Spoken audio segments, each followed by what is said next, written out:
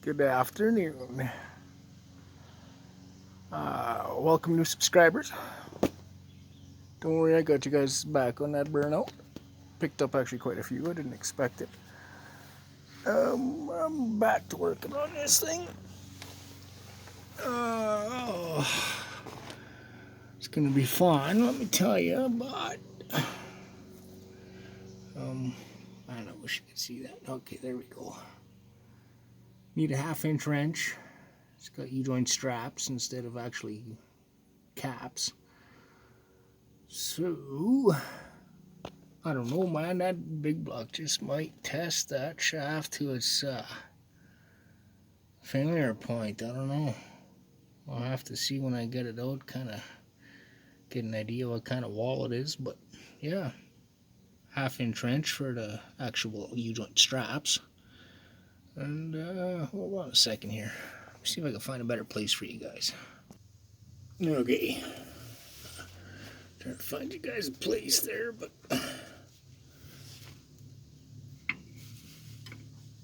sometimes if you can't get them, you can double wrench. Just be careful.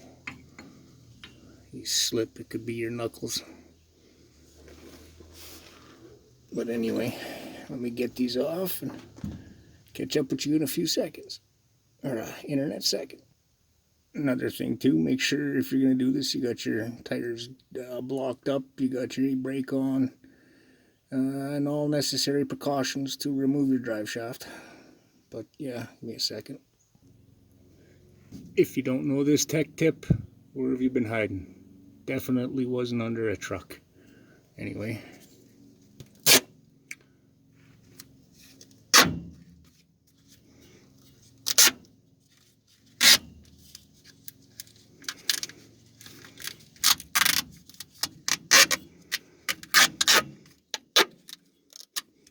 A little overkill, but good to go. All right. Next will be your carrier bearing, steady bearing, whatever they call them. Be 9/16, and I like to use my breaker bar and ratchet because, well, I just like doing things the easy way. Anyway, internet second there. Hold on a minute, you guys, and I'll be right back. Anybody want to know what the creepiest thing is? Climbing under a truck for the first time and starting to work on something? Anybody have any idea what the creepiest thing is? Looking straight up and seeing one of them right above your face. Yeah, I just about smacked my head right on the frame rail, buddy. Oh my goodness. I dropped mud, man. I had to go change the underwear. Holy talkie. Thank God it's not alive. Oh, anyway, I thought I'd share that with you guys. I'll be right back. Alright, next you want to get rid of your trying to kick down cable.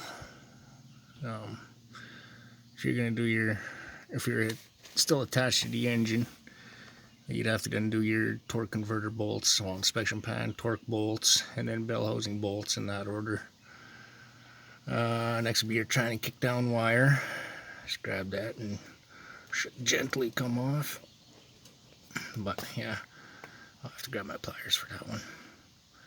But when you do separate your engine from your transmission, support your transmission, because if you pull the engine or whichever out, it might just fall down on you a bit. It won't fall right out, but unless you got no engine in there like I do, then it'll just hang out.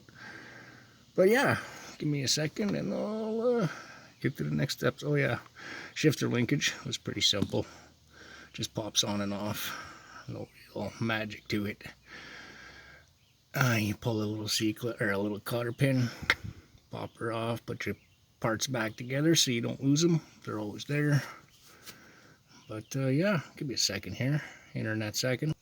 Alright, once you get your wire off, and sometimes you need special set of pliers there to rip it off, but once you get to that point, there might be a bolt holding the wire on with a loom right here. Should be 5/16 or so. Anyway, I'll get that off. And 1 second. Again, when you pull your bolt, stuff her back in the hole. Oh, So you know where it is for later. Anyway, I'll be right back. Give me a second. Next will be kick down cable. Right here, you might take pliers. Sometimes you can get them by hand, but usually they take pliers. But there's a little bolt here with a little clip in the back. You got to remove that if you want to change your speedo sensor or calibration. But other than that, you just unscrew that cap, pull your cable off, and it's good to go. Hold on a second. And just like that, there's your speedo cable. Just tuck it up out of the way. Mine, I probably could have done it by hand, but I just used pliers. Don't feel like messing around. Alright, I think this side's pretty much freed up. Let me have a look at the other side, and I'll get right back at you. Alrighty guys, next will be your vacuum line. Unless you want to leave it attached. I think I'm just going to leave it attached because it's all going to just get from here, tossed from here pretty much. Actually, I'll just tear it off. It's not hard to put back on later. Good idea I see somebody done here is zip tie your vacuum line. Zip tying your vacuum line keeps it in place, even if you're if you think it fits good. All you got to do is have one backfire and this pops off. Next thing you know, your transmission's not shifting into second and drive, and then you're wondering what the hell's going on. Your transmission's blown. One little vacuum line, people, right here, make you think your tranny's done. And same thing with that kickdown wire too. If you're wondering why your transmission doesn't kick down, that wire could be disconnected, or you could have a bad solenoid. But yeah, anyway, that's out. I'm not going to take the dipstick tube off because there's no sense. I'll just slap it back in the hole just the way it sits, because that whole front clip will come right off. Next thing to come out will be these transmission lines right here. Good little tech tip for you guys that do tranny lines and brake lines on a regular basis. I always like to just give them a few whacks, get that vibration into them. And it seems like once you do that, they just fall right off. Anyway, try to save some space here so we can get to the next process, but hold on a second. By the way, you're going to need a 1/2-inch wrench. If you got a line wrench, it'll be awesome. But get yourself a drip tray, because you're probably going to lose some tranny fluid here in this process. Just slide it under there. And the whole point of actually smacking the lines like that is it sends a vibration into the line, and it'll actually free up all the crap inside the little nuts here, and it'll make it way easier to release. As such, this one I haven't broken free yet, but I smacked her enough. Look at that, like tech tip right there, tech tip of the century. And WD-40 them too, it helps a lot. But anyway, let me wrestle with this, so I'll get back at you here when they're off. There we go, lines are off. Tranny's moving around. Oh, another thing, I don't know if you guys can see this here, but there's 2 bolts under the cross member right here. Let me get a better view for you guys. Okay, there's 2 bolts that hold the transmission cross member bushing here. And I usually leave them in so that you don't have a transmission fall on you. But always support the front of your transmission, because if you don't, you could rip this mount up, this rubber mount. So just remember that. Support the front of your transmission or you'll wreck stuff. And yeah, once everything's off, then you pull these bolts and get your transmission wrestled out of there. Be careful, be wise, do it smart. Don't drop the transmission on yourself, it'll hurt. Anyway, hold on a second. Well, we're at that point, boys. And there's no way I'm wrestling this thing out of here by myself on my back. She ain't happening, capping. Any ideas how I'm going to pull this sucker out? I got an idea. Hold on. Let me think about this for a second. I think I got her figured out. Yeah, that's right. You figured it out. Alright. If it looks elaborate, that's because it is. Anyway, I got a strap wrapped around the back of the transmission back there. You can see a little piece of it right there. Yeah, it goes right around the back of the tranny. Hooks back into itself. Then I got the chain hooked onto the strap this way. And then my chain goes down around the bell housing, around the torque converter. You want to flip your chain upwards, get it over top a tab, and then run it back over your ear and bring your chain, hook it back in. If I didn't have the bigger hook on there, I'd hook it right back directly into my chain, which you should do if you do it this way. Not saying that you should. Most of you probably won't.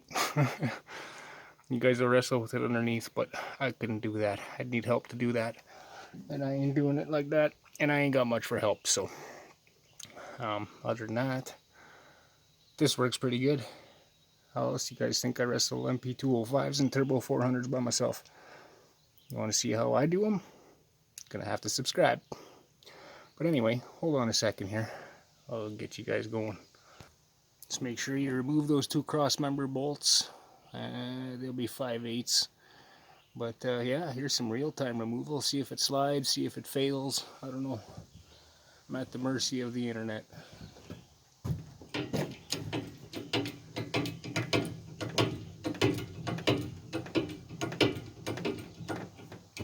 Notice how the chain is holding the torque converter in place nicely.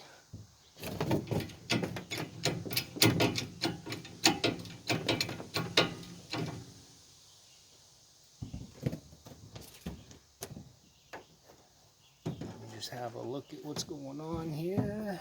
See if I got all my bolts. I'm sure I pulled them. Just give me a second. There you go. My chain did slip, but I got her out.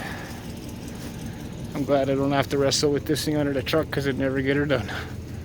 But yeah, there's your unorthodox transmission removal.